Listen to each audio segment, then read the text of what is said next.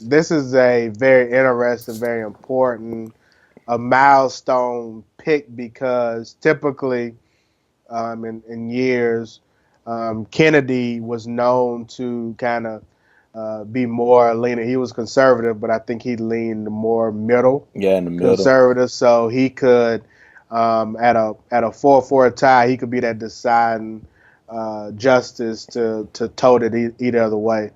If y'all remember, Neil Gorsuch was just um, he was just picked to be on the Supreme Court, which made the Supreme Court go from a 4-4 to a 5-4, with the retirement of Kennedy, and with 45 trying to Good. essentially make the next pick, which would be two in his term.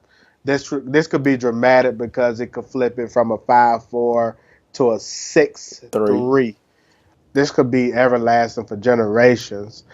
Last thing is that a lot of people are concerned with Roe versus Wade. Those that are familiar with Roe versus Wade and the woman's right for an abortion, that's a case that could potentially be overturned with this pick. So we're living in a trying time. A lot of hypocrisy on the GOP side when it comes to the election and pushing the nomination through. Not really a lot that the Senate can do. The Democrats, there is a opportunity where they can.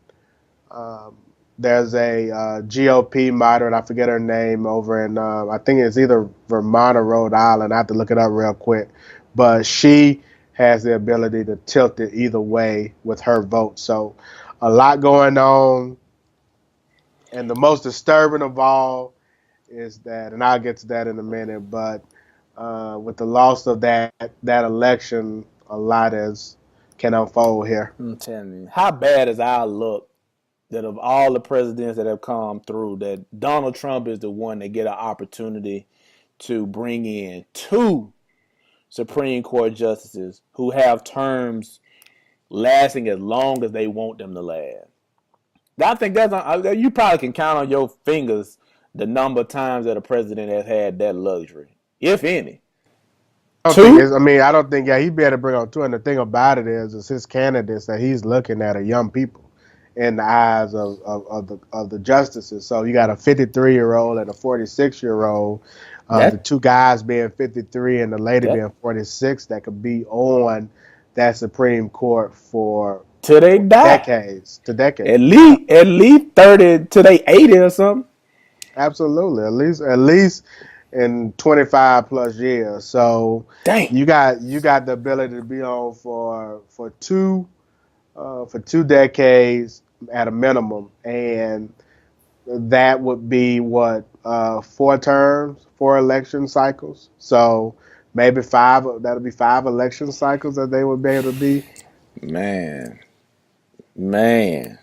That is crazy when you think about things like civil rights and all of that do come into Supreme Court review. Shit, 6-3, boy, the Illuminati is real. We living in a time where who would have thunk that the next um, President the 45th president will would have have had this that opportunity. opportunity